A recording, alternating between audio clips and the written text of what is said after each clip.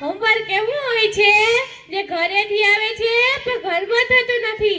શાળામાં માસ્ટર સાહેબ કહે આજે હોમવર્ક પૂરું કરજો. હું કહું હા સાહેબ.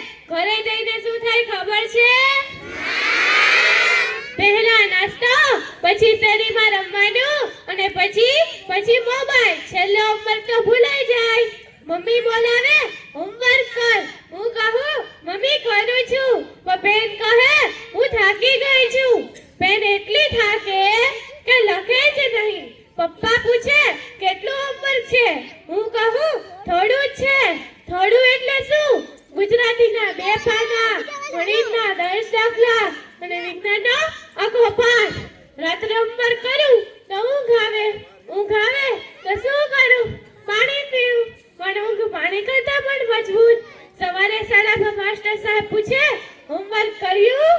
હું કહું સાહેબ કર્યું તો હતું પણ પેનમાં સહી જ નથી.